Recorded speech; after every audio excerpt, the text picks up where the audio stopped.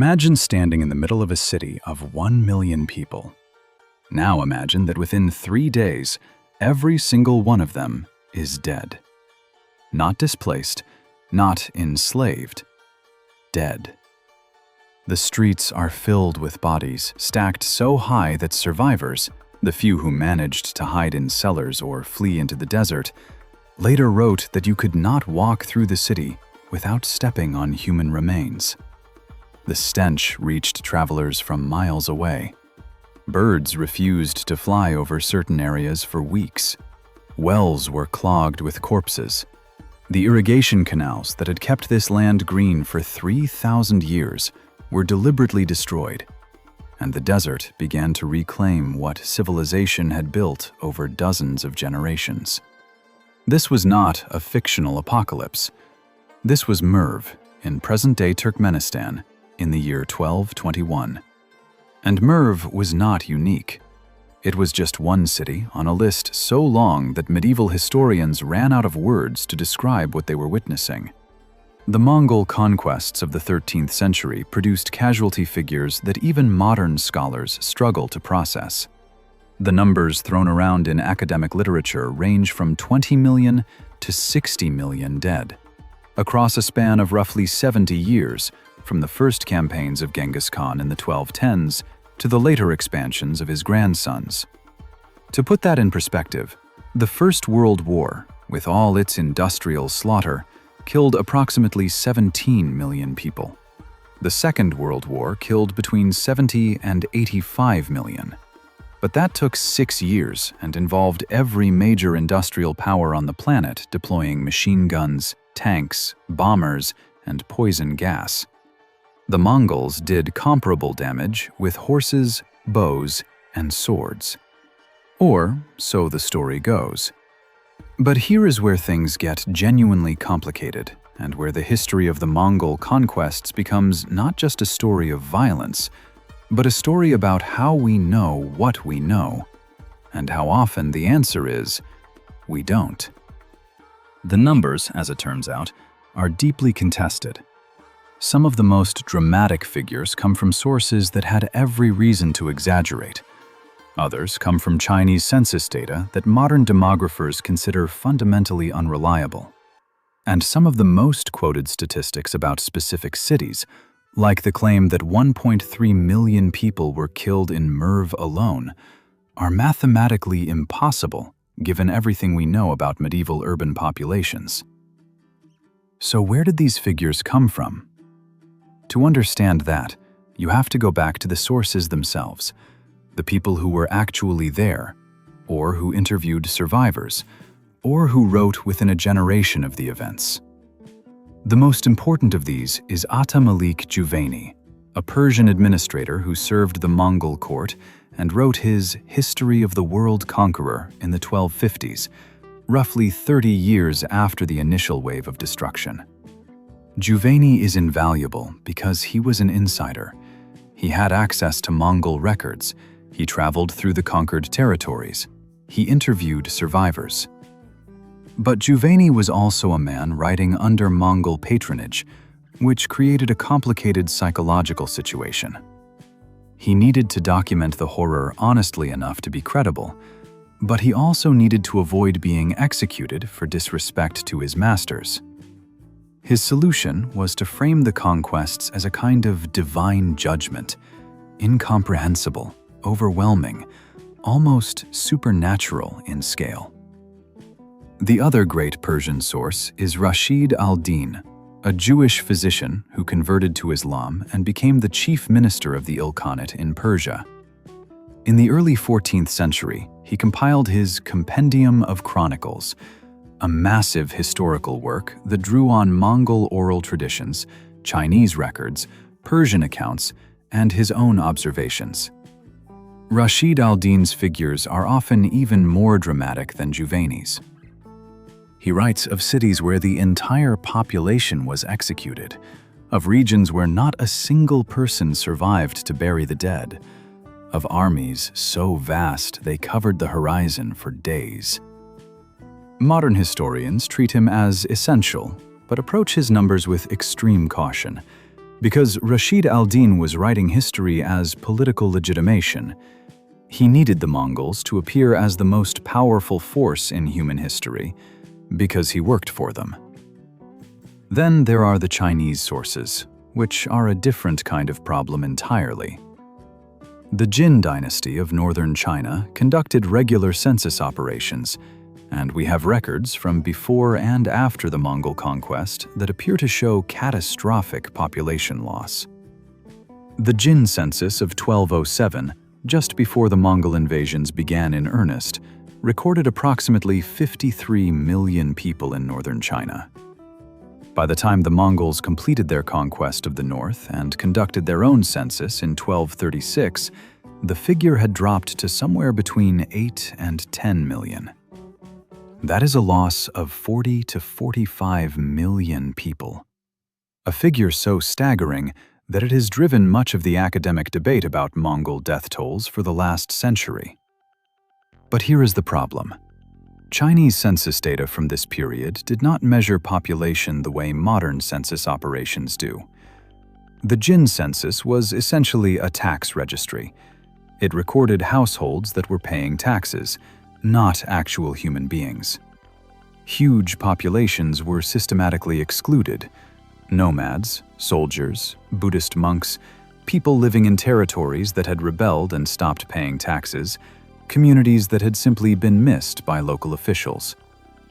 When scholars like Frederick Mote and more recently Timothy May have gone back and tried to reconstruct what these numbers actually mean, the conclusion is consistent. The raw comparison between pre-conquest and post-conquest figures wildly overstates actual deaths. A significant portion of the apparent population loss represents people who disappeared from the tax registry, not people who died from Mongol swords. There was also massive displacement. When the Mongols invaded northern China, tens of millions of people fled south into Song dynasty territory, the southern half of China that the Mongols had not yet conquered. They did not die, they moved. This kind of internal migration is extraordinarily difficult to track in medieval records, and it means that population figures for individual regions can drop dramatically without any corresponding increase in actual mortality. The same pattern appears across Central Asia, Persia, and even Eastern Europe. Areas that show dramatic population decline in the aftermath of Mongol invasions partly experienced real death and partly experienced flight. Survivors who relocated to safer territories and never came back. None of this means the death toll was small. The point is not to rehabilitate the Mongols or to minimize the genuine catastrophe of their conquests. The point is that the specific numbers, the ones that get quoted in popular histories, in YouTube videos, in documentary narration, are much more uncertain than they appear. When a source says that Genghis Khan killed 40 million people, or that 1/10 of all humans alive in the 13th century died in the Mongol conquests, those figures are ultimately guesses built on unreliable data interpreted by medieval authors with their own agendas, filtered through centuries of retelling and translation. They might be in the right ballpark. They might be off by a factor of 2 in either direction. We genuinely do not know. What we can say with confidence is that the destruction was real, it was enormous, and it was qualitatively different from most other military conquests in history. The difference was not just scale, it was deliberateness. The Mongols had a consistent policy, established under Genghis Khan and maintained by his successors, of total annihilation of any city or population that resisted. This was not rage, it was not bloodlust, it was a calculated, strategic choice. And it is one of the things that makes the Mongol conquests uniquely horrifying, even compared to other brutal empires. When the Romans destroyed Carthage, they were making an example of one city after a long war. When the Mongols destroyed Nishapur, or Urgench, or Bamyan, they were implementing standard operating procedure. The message was clear: surrender immediately, and you will be taxed and absorbed into the empire. Resist for even one day, and every living thing within your walls will die. The sources are explicit about the mechanics of this. According to Juvayni, after the conquest of Urgench, one of the great cities of Central Asia, with a population probably around 100,000 to 200,000, the Mongol army divided the surviving population among its soldiers and then executed them. Each soldier was reportedly assigned a quota, 24 people to kill.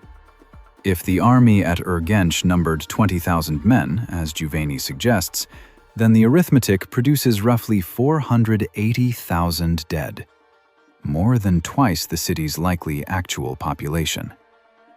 This kind of internal inconsistency appears throughout the sources, which is why scholars like David Morgan, in his essential study The Mongols, and Timothy May, in The Mongol Conquests in World History, have spent considerable effort trying to extract real information from obviously inflated numbers. One of the most methodologically honest attempts to produce a global estimate comes from Rudolf Rummel, a political scientist who spent decades compiling statistics on government-caused mass death. Rummel estimated that the Mongol conquests killed approximately 30 million people, which he acknowledged was a median estimate with enormous uncertainty in both directions. More recently, Matthew White, in his Atrocitology, Humanity's 100 Deadliest Achievements, settled on a figure of 40 million, while explicitly noting that the range of credible estimates runs from 20 to 60 million. These numbers have been criticized by specialists for relying too heavily on the same problematic medieval sources, but they remain the most widely cited in popular discussions. What does 40 million dead actually mean in context? The global human population in the early 13th century was somewhere around 350 to 400 million people. A death toll of 40 million would represent roughly 10 to 11% of all humans alive at the time, killed within the span of a single long human lifetime. For comparison, the Black Death of the 14th century killed perhaps 75 to 200 million people. But that was a pandemic, not a military campaign. The Mongol conquests represent, if the estimates are even approximately correct, the most lethal military enterprise in human history as a percentage of world population by a very wide margin. But the death toll from direct military violence was only the beginning of the story. The Mongols did not just kill people. They destroyed the infrastructure that kept people alive. In Central Asia, this meant the irrigation systems. The great cities of Khwarezm, Khorasan, and Transoxiana had been sustained for millennia by elaborate networks of underground channels called kharez, and above-ground canals that diverted water from rivers like the Amu Darya and Sir Darya onto agricultural land in one of the driest regions on Earth. These systems required constant maintenance and could be destroyed in days. When the Mongols sacked cities like Merv and Bukhara, they did not just kill the inhabitants. They broke the dams, blocked the channels, and let the desert reclaim farmland that had been productive since before Alexander the Great passed through. The demographic collapse in these regions was therefore not just an immediate consequence of the invasion. It was a long-term environmental catastrophe that prevented recovery for generations. Ibn Battuta, the great Moroccan traveler who visited Central Asia and Persia about a century after the Mongol conquests, found cities that were still essentially ruins, surrounded by depopulated countryside. Balkh, once called the mother of cities, was described by him as a place of empty streets and collapsed walls, inhabited by only a tiny fraction of its former population. Nishapur, which had been one of the largest cities in the world before the Mongols arrived, possibly home to 200,000 people, was rebuilt on a new site because the ruins of the old city were too filled with bones to be cleared efficiently. The landscape of violence was so total that it had literally reorganized the physical geography of human settlement. In China, the destruction took a different form. The Mongols were not interested in destroying Chinese agriculture. They wanted to tax it. But the process of conquest itself caused enormous disruption. Cities were besieged for months or years, farmland was abandoned as peasants fled, canals and flood control infrastructure fell into disrepair, and the northern Chinese plain, one of the most densely populated and agriculturally productive regions in the world, became a zone of famine and epidemic disease even before the Mongol armies finished their campaign. Timothy Brook, in his work on Chinese historical ecology, has noted that the period of Mongol conquest in northern China coincided with a series of environmental disasters, including flooding and drought, that interacted catastrophically with the military disruption. People died not just from swords, but from the cascading consequences of a civilization being violently dismantled. And then there is the question of what happened to the survivors. Not the people who were killed, but the ones who lived through the conquest and had to rebuild in its wake. For many of them, survival was not a triumph. It was a different kind of devastation. The Mongol policy of enslaving skilled workers, artisans, engineers, physicians, astronomers, meant that the people most capable of rebuilding destroyed cities were forcibly relocated to Karakoram, or to wherever the Mongols needed them. A city like Samarkand might survive a conquest relatively intact, but lose its entire educated and skilled population to deportation within months. What remained was a shell. Buildings standing, but no craftsmen to repair them, no administrators to organize water distribution, no physicians to treat disease, no teachers to educate the next generation. This is why the death toll from the Mongol conquests is so difficult to measure even in principle. The violence was not a single event. It was a process that unfolded over decades and left behind conditions that continued killing people long after the armies had moved on. When historians argue about whether the death toll was 20 million or 60 million, they are arguing partly about a definitional question. Do you count only people killed directly by Mongol soldiers, or do you also count the people who died of famine in the following winter because the harvest had been destroyed? Do you count the children who were never born because their parents were dead or enslaved? Do you count the populations of cities that surrendered peacefully but were then devastated by plague spreading through disrupted trade networks? These questions have no clean answers, but they do tell us something important about what made the Mongol conquests uniquely catastrophic. Not just the scale of the direct violence, which was extraordinary, but the thoroughness with which it disrupted the systems that kept human civilization functioning. The Mongols were not simply killers. They were, in the most literal sense, civilization enders. And the debate about the numbers, the endlessly contested figures of 20 million, 40 million, 60 million, is ultimately a debate about how you measure the cost of ending a civilization. To understand the true scale of what the Mongols did, you have to stop thinking in abstract numbers and start thinking in geography. The death toll of the Mongol conquests was not evenly distributed across Eurasia like rainfall. It was concentrated in specific regions, specific cities, specific river valleys that happened to lie in the path of specific armies at specific moments. Some areas were annihilated so completely that they took 3 centuries to recover. Others survived relatively intact, either because they surrendered quickly, or because the Mongols had strategic reasons to preserve them, or simply because geography made them difficult to reach. The difference between surviving and being obliterated was often a matter of days, sometimes hours.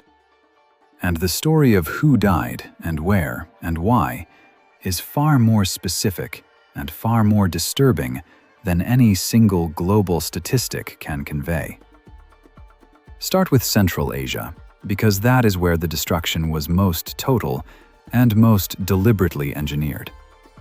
The Khwarezmian Empire in the early 13th century was one of the great powers of the Islamic world, a vast state stretching from the Caspian Sea to the Persian Gulf, centered on the fertile river valleys of Transoxiana and Khorasan.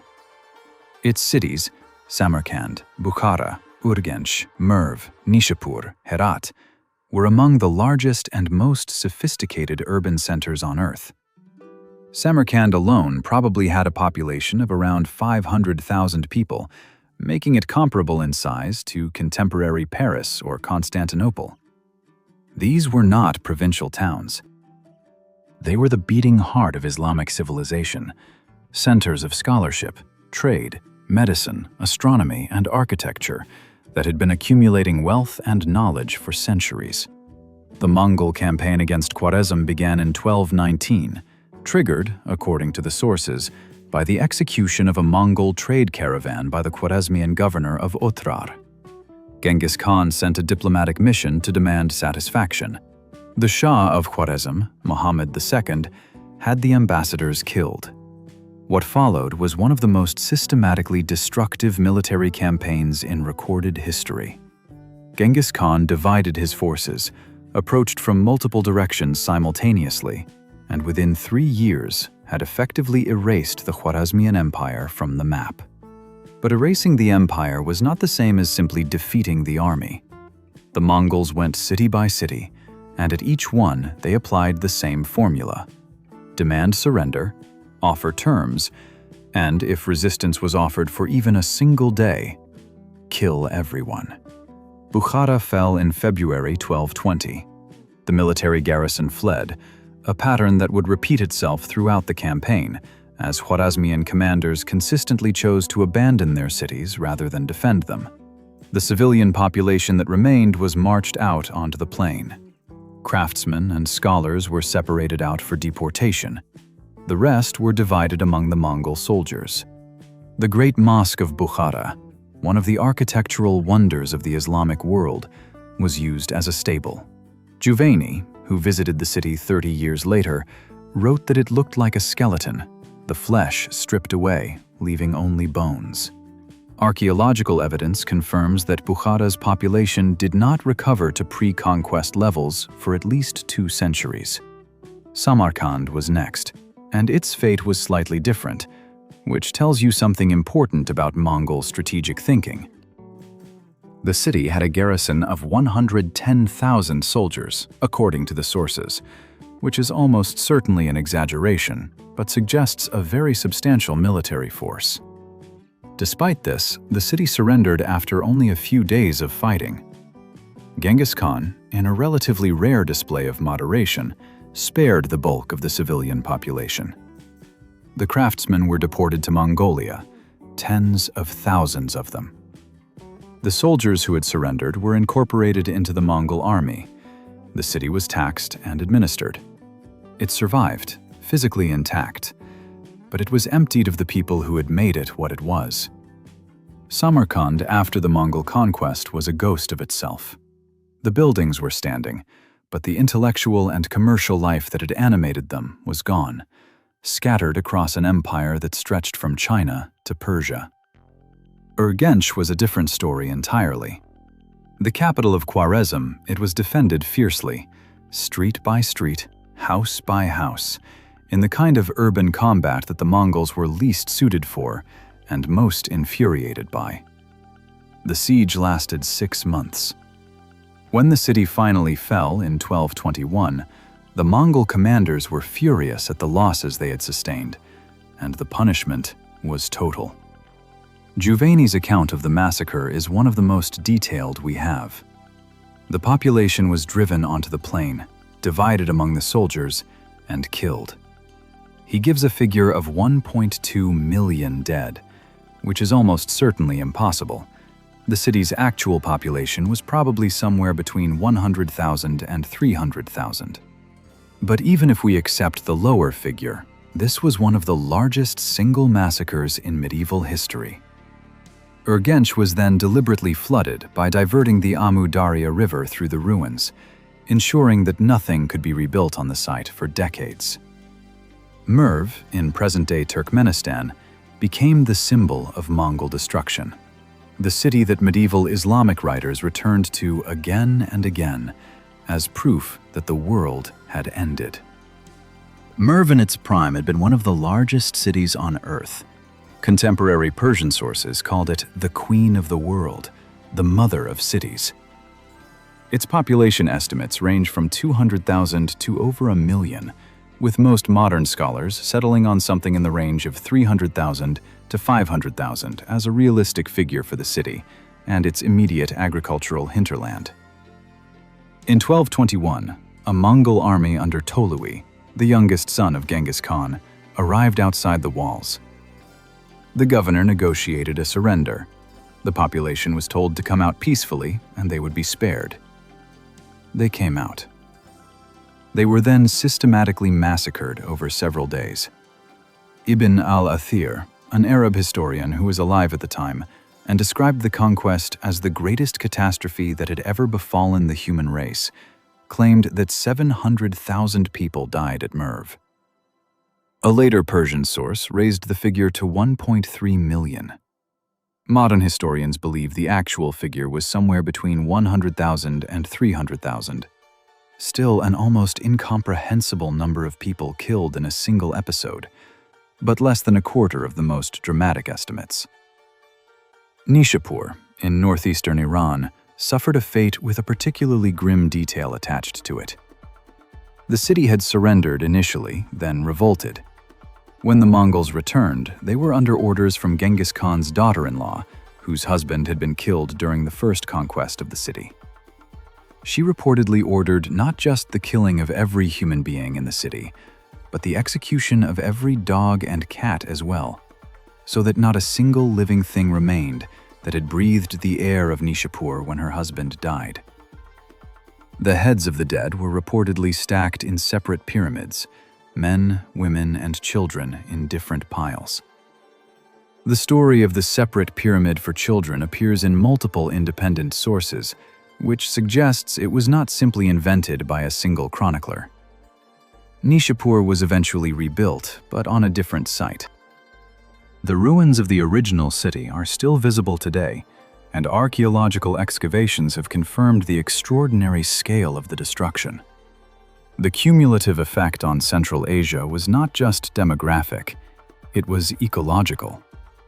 The Kharez systems, those underground water channels that had made agriculture possible in one of the driest regions on Earth, required constant maintenance. When the population that maintained them was killed or dispersed, the channels silted up, collapsed, or were destroyed deliberately by Mongol soldiers who had learned that ruining an irrigation system was an effective way to prevent a conquered population from recovering.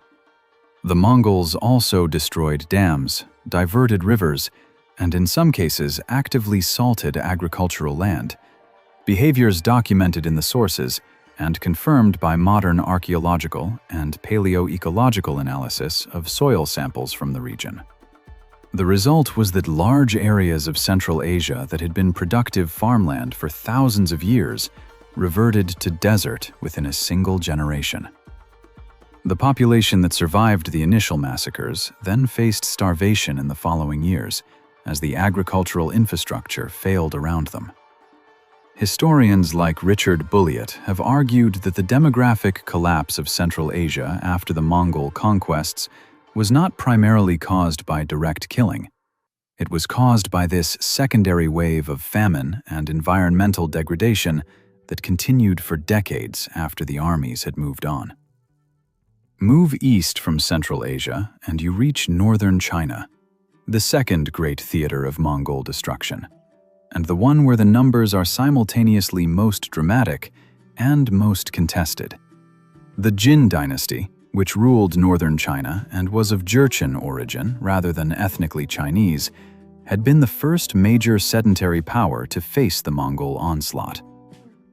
Genghis Khan began raiding Jin territory as early as 1211, and the campaign to conquer the north took more than 2 decades, finally completed only in 1234 under his son Ogedei. The fall of Zhongdu, present-day Beijing, in 1215 was a pivotal moment. The city was sacked and burned, and a European traveler passing through the region a decade later reported that the bones of the inhabitants still whitened the plain outside the city walls, and that the soil was greasy with human fat. The Chinese census comparison, 53 million registered in 1207, roughly 8 to 10 million registered in 1236, has driven estimates of 40 to 45 million deaths in northern China alone, which would make this the single most lethal episode in the entire history of the Mongol conquests. But as we discussed in the first part of this account, these numbers reflect the collapse of the tax registry as much as actual population loss. The real picture is more complex. Millions of people did die, from direct military violence, from famine caused by agricultural disruption, from epidemic disease spreading through a population weakened by displacement and malnutrition, and from the flooding of the Yellow River, which the Mongols, or their opponents, deliberately induced at various points during the campaign. But millions of others fled south into Song territory, and they show up in Song census records as a massive influx of northern refugees. Timothy May's careful analysis suggests that actual mortality in northern China from direct and indirect Mongol-caused deaths was probably in the range of 10 to 15 million. Catastrophic by any measure, but less than a quarter of the most extreme estimates. Southern China tells a different story, slower, longer, and in some ways more systematically destructive. The conquest of the Song dynasty took from 1235 to 1279, 44 years, by far the longest campaign the Mongols ever fought. The Song had advantages the Mongols had never faced before. A sophisticated navy, gunpowder weapons, including early cannons and firebombs, and a population willing to defend walled cities for years at a time. The siege of Xiangyang lasted 5 years, from 1267 to 1273, and was only broken when Kublai Khan imported Persian siege engineers who built counterweight trebuchets, powerful enough to destroy the city's defenses. The fall of Xiangyang opened the road to the Yangtze River Valley, and from there the conquest proceeded relatively quickly.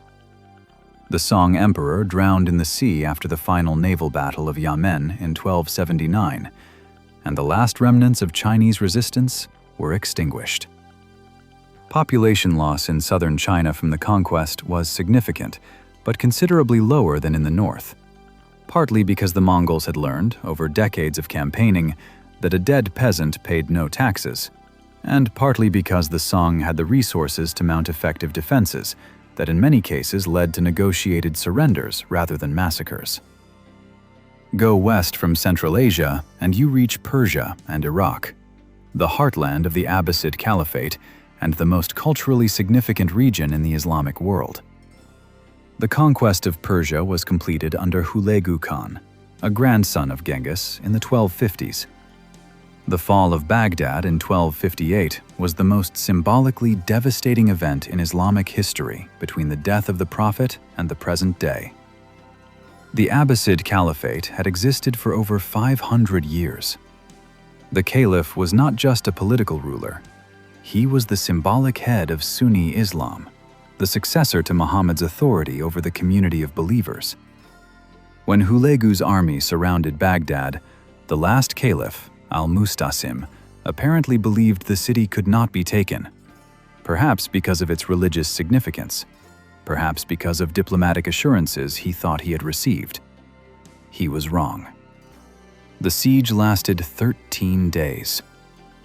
When the city fell, the massacre that followed lasted for several weeks, with sources giving death toll estimates ranging from 90,000 to 800,000. Modern scholars generally accept figures in the range of 200,000 to 300,000 for Baghdad proper, acknowledging that the most extreme numbers are products of religious and political shock rather than reliable enumeration. What makes Baghdad distinctive is not just the killing, it is the systematic destruction of knowledge. The House of Wisdom, the great library and intellectual institution that had accumulated manuscripts from across the known world for over 4 centuries, was destroyed.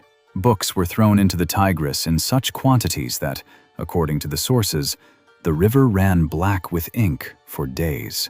Whether this is literally true or a literary image is difficult to say, but the archaeological evidence confirms that the great institutions of Abbasid Baghdad simply ceased to exist after 1258. Scholars were killed or fled.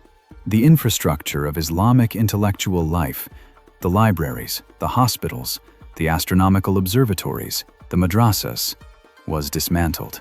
The Islamic Golden Age, which had preserved and extended the knowledge of ancient Greece while Europe was in the Dark Ages, effectively ended in Baghdad in February 1258. And then there is Russia, or more precisely, the fragmented collection of principalities that historians call Kievan Rus.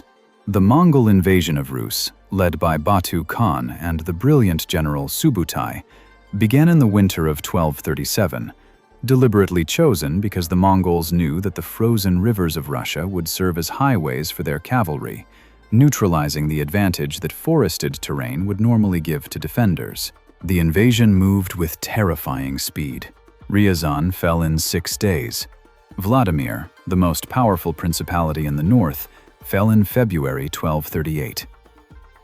The Prince of Vladimir watched from captivity as his wife and children were burned alive inside the city's cathedral. Moscow, then a minor town, was burned and its population massacred. By spring, the Mongols had devastated an area larger than France and then withdrew to the steppe to rest their horses, returning in force in 1240 to finish the work. Kiev, the mother of Russian cities and the historical capital of Rus, fell in December 1240 after a brief siege.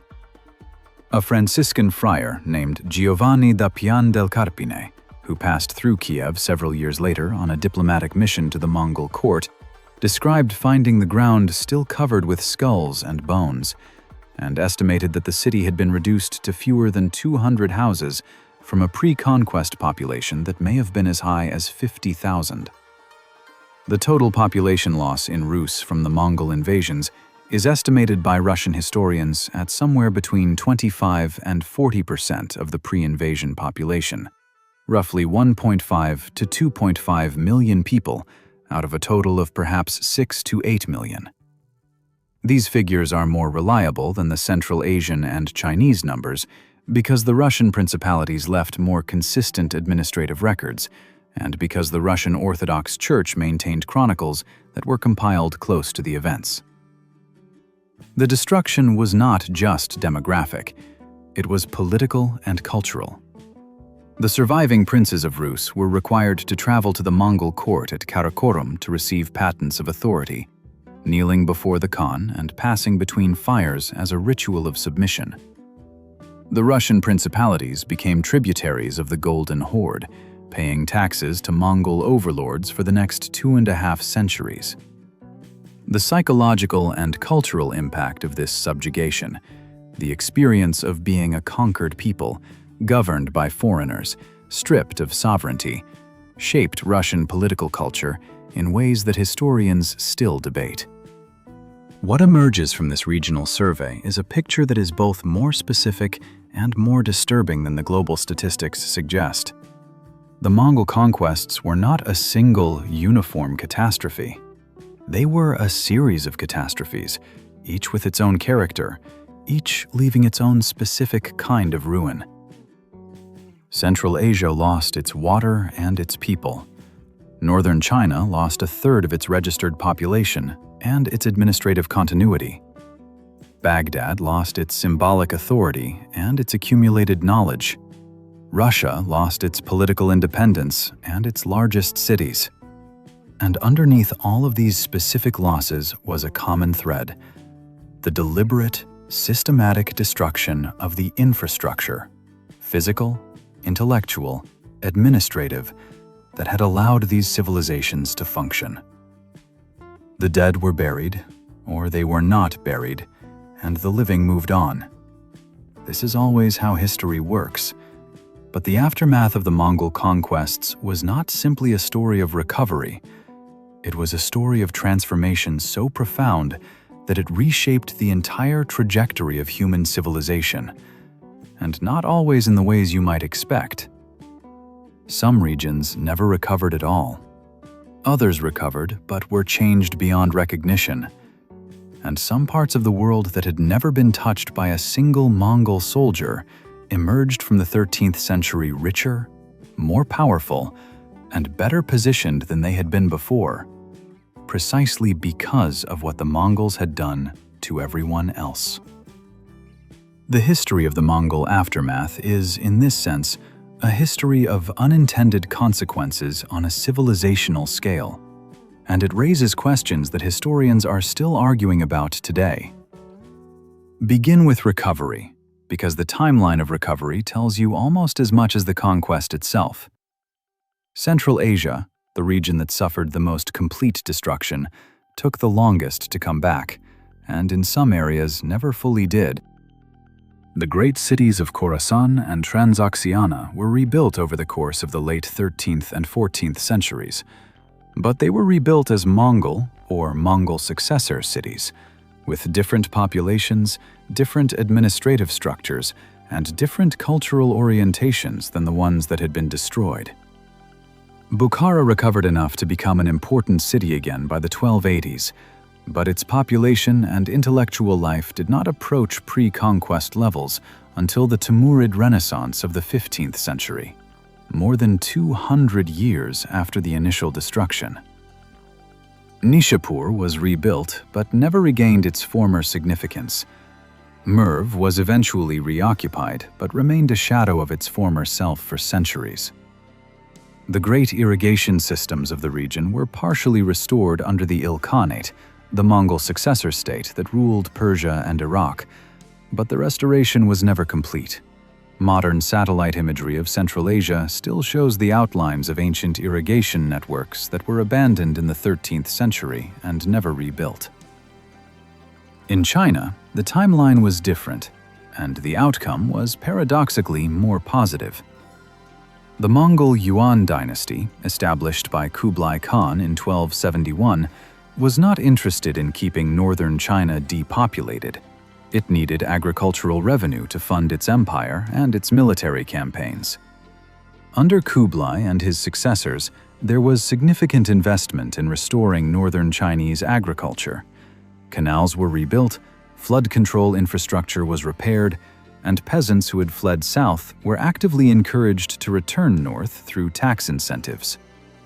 The result was a genuine demographic recovery in northern China that was well underway by the early 14th century. By the time the Yuan dynasty collapsed in 1368 and was replaced by the native Chinese Ming dynasty, northern China's population had recovered to something approaching pre-conquest levels. But the recovery masked a fundamental shift. The center of Chinese civilization had moved south during the decades of Mongol rule, and the cultural and economic dominance of the Yangtze River Delta, which had begun before the Mongols but was accelerated enormously by the devastation of the north, would define Chinese history for the next several centuries. Russia's recovery was the slowest and most psychologically complex. The physical destruction of the 1237 to 1240 invasion was severe but not permanent. Russian cities were rebuilt within decades, populations gradually recovered, and the agricultural productivity of the Rus lands was not fundamentally disrupted in the way that Central Asian agriculture had been. What lasted was the political subjugation. The Golden Horde, the western division of the Mongol Empire, based on the steppe north of the Black Sea, exercised effective suzerainty over the Russian principalities for roughly 250 years, from the conquest until the late 15th century, when Ivan III of Moscow stopped paying tribute and successfully defied Mongol military pressure. During those 250 years, Russian princes ruled at the pleasure of the Mongol Khan, traveled to his court to receive their authority, and sent regular tribute payments that drained the surplus wealth of Russian society. The Russian Orthodox Church was, interestingly, exempt from taxation under Mongol rule, a Mongol policy of religious tolerance that paradoxically strengthened the Church's position and contributed to its dominant role in Russian cultural life for centuries afterward. Historians have debated for over a century whether the Mongol yoke, as Russian sources call it, permanently damaged Russian political and cultural development. The 19th century Russian historian Nikolai Karamzin argued that the Mongol conquest set Russia back centuries relative to Western Europe, which was developing its universities, its legal systems, and its early commercial capitalism, while Russia was locked in a tributary relationship with steppe nomads. More recently, scholars like Charles Halperin have pushed back against this view, arguing that Mongol rule was often indirect and that Russian princes maintained considerable autonomy in practice. The debate remains unresolved, but the basic demographic and political facts are clear. Russia in 1300 was poorer, less populated, and less politically sophisticated than it had been in 1200, and the gap between Russia and Western Europe, which the Mongols never reached and never conquered, had widened substantially during the century of Mongol domination. That gap is the key to understanding the most provocative and counterintuitive argument about the Mongol conquests, that they may have inadvertently caused the rise of Western Europe. This argument, developed in various forms by economic historians over the past 30 years, and most recently formalized in the 2022 SSRN paper by Rafael Torres Gaviria, rests on a simple observation. The regions that the Mongols destroyed most thoroughly, Central Asia, Northern China, Persia, Iraq, were, in the early 13th century, significantly more economically and technologically advanced than Western Europe. China had gunpowder, printing, advanced metallurgy, and a sophisticated commercial economy. The Islamic world had preserved and extended Greek science, developed algebra and advanced astronomy, and maintained the most sophisticated urban commercial networks on Earth. Western Europe, by comparison, was a relative backwater, largely agricultural, politically fragmented, technologically behind in almost every measurable dimension. The Mongol conquests disrupted this balance in ways that proved, over the long run, enormously advantageous to Western Europe. The destruction of Central Asian and Middle Eastern commercial infrastructure redirected trade flows westward, through the Mediterranean and through newly developing Atlantic routes. The displacement of skilled workers and scholars from the Islamic world and China created a diaspora of expertise that eventually found its way, through various intermediaries, into European hands. The Mongol Pax, the period of relative stability and open trade routes across the empire that historians call the Pax Mongolica, lasted from roughly 1250 to 1350 and allowed the movement of goods, ideas, and technologies across Eurasia on a scale not seen before or after. European merchants, most famously Marco Polo, but also hundreds of others whose names we do not know, traveled to China and back during this period, and returned with knowledge of technologies and trade goods that fueled European commercial development. Papermaking, which had been an Islamic and Chinese technology, spread to Europe during this period. So did various metallurgical techniques, new crops, and new mathematical concepts.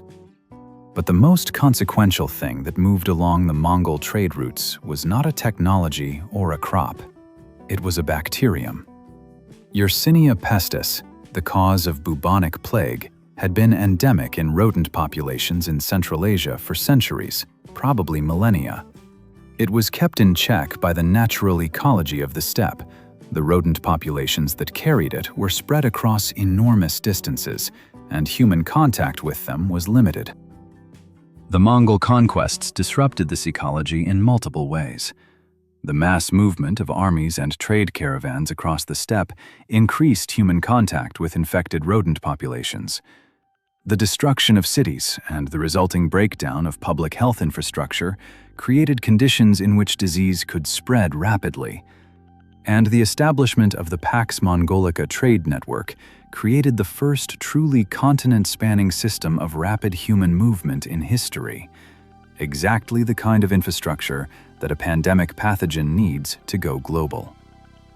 The Black Death reached the Crimea by the 1340s, spread to Constantinople by 1347, and was in Sicily by the autumn of that year. By 1353, it had killed somewhere between 30 and 60% of the population of Europe, an estimated 25 to 50 million people, on top of the millions already killed in Asia, where the plague had been ravaging populations since at least the 1330s. Total global mortality from the Black Death is now estimated at between 75 and 200 million, with the most careful recent studies settling on figures around 100 to 125 million. This means that when you try to calculate the true human cost of the Mongol conquests, you cannot stop at direct military deaths. The plague that they incubated and spread along their trade routes may have killed 2 to 3 times as many people as their armies did. The Mongol conquests, in this sense, were a slow-motion catastrophe that played out over more than a century, beginning with the armies of Genghis Khan in the 1210s and ending, arguably, only when the plague finally burned itself out across Eurasia in the 1350s and 1360s.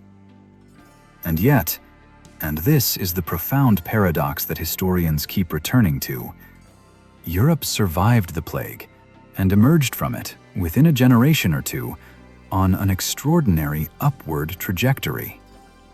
The massive population loss created labor shortages that broke the feudal system and gave surviving peasants unprecedented bargaining power. The disruption of traditional authority, ecclesiastical, political, intellectual, created space for new ideas and new institutions. The 14th and 15th centuries in Europe were a period of genuine creative ferment. The early Renaissance in Italy, the development of early capitalism in the Flemish and Hanseatic trading cities, the beginnings of the legal and institutional frameworks that would eventually produce representative government. None of this was caused by the plague in any simple sense. These developments had deep roots that predated the Black Death. But the catastrophic disruption accelerated and in some cases enabled changes that might otherwise have taken much longer, or might not have happened at all. Meanwhile, the regions that the Mongols had devastated most thoroughly were in no position to take advantage of the opportunities that the post-plague world offered. Central Asia, already depopulated and ecologically damaged by the Mongol conquests, was struck again by the plague and again by the campaigns of Timur in the late 14th century. Timur being himself a Mongol successor who conducted campaigns of destruction that in some regions rivaled the original Mongol conquest in their thoroughness. China recovered from the plague relatively quickly and experienced a demographic explosion under the early Ming dynasty. But the Ming responded to the trauma of the Mongol Yuan dynasty and the plague by turning inward, retreating from maritime expansion and commercial engagement with the outside world at precisely the moment when European powers were beginning to push outward. Persia and Iraq recovered slowly and incompletely, their urban intellectual culture never fully regaining the sophistication of the pre-Mongol Islamic Golden Age. The result, visible clearly in retrospect, though invisible to anyone living through it, was a fundamental rebalancing of the global distribution of power and wealth. In 1200, if you had tried to predict which region of Eurasia would dominate the world in 500 years, Western Europe would have been near the bottom of any reasonable list. China was more populated, more technologically sophisticated, and more commercially developed. The Islamic world was more scientifically advanced and controlled the key trade routes. Central Asia was the crossroads of everything. By 1500, the picture was completely different. Western Europe was on the verge of its age of exploration and global expansion. China had retreated into insularity, the Islamic world was politically fragmented and economically weakened, and Central Asia had been effectively removed from the leading edge of human development for the foreseeable future. The Mongol conquests did not cause this transformation by themselves, but they were the single most important catalyst of it, the shock that disrupted every existing trajectory and created the conditions in which a new world order could emerge. There is something deeply uncomfortable about this argument, and it is worth sitting with that discomfort rather than resolving it too quickly. It is not a justification of the Mongol conquests. 40 million dead, or 20 million, or 60 million, depending on which estimates you accept, cannot be justified by any downstream consequence, however significant. The destruction of the House of Wisdom, the obliteration of Merv, the pyramid of skulls at Nishapur, the bones that whitened the plain outside Vladimir, these were not steps on a necessary path to modernity. They were atrocities, and they should be recognized as such. But history does not organize itself around moral categories. It moves through catastrophe and contingency, and the consequences of any given catastrophe are often the opposite of what anyone intended or expected. The Mongols did not set out to create the conditions for European global dominance. Genghis Khan had no interest in what happened in Lisbon or London. He was trying to fulfill what he understood as a divine mandate to bring the world under a single ruler, his ruler, himself. The fact that his campaigns ultimately accelerated the rise of a civilization he never knew existed is one of the most striking ironies in all of human history. What should we make then of the numbers? Of the 20 million, the 40 million, the 60 million? They are uncertain, and that uncertainty is itself meaningful. It tells us something about the limits of what we can know about historical violence, about how difficult it is to count the dead when the institutions that do the counting are themselves destroyed. But they are not meaningless. Even if the real figure was only 10 million, even if every single estimate in the literature is a factor of 2 too high, we are still talking about a demographic catastrophe unprecedented in the pre-modern world. A deliberate campaign of destruction that wiped out cities, erased irrigation systems, burned libraries, and left some of the most sophisticated civilizations in human history as ruins, from which they took centuries to recover. The Mongol conquests are a mirror. They show us what organized violence, applied with absolute consistency and without moral restraint, can actually do to human civilization. They show us that the systems we build, the canals, the libraries, the trade networks, the administrative institutions, are more fragile than they appear, that they depend on human lives and human continuity in ways that are not always visible until they are destroyed.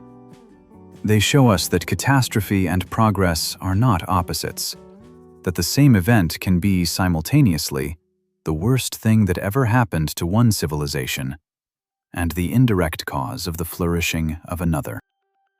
And they show us, perhaps most importantly, that the numbers we use to describe historical violence always tell an incomplete story. That behind every statistic is a city, and behind every city is a street, and behind every street is a house. And in every house were people who had names and faces and did not see what was coming until it was already there.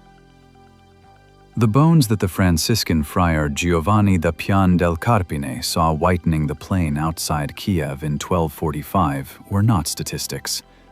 They were people. And the fact that we cannot count them precisely, that we do not know whether the real number was 10,000 or 100,000 or something in between, does not diminish what happened to them. It only reminds us of how much violence the historical record is capable of absorbing without leaving a trace, and how much of what happened in the 13th century we will never, with any certainty, know.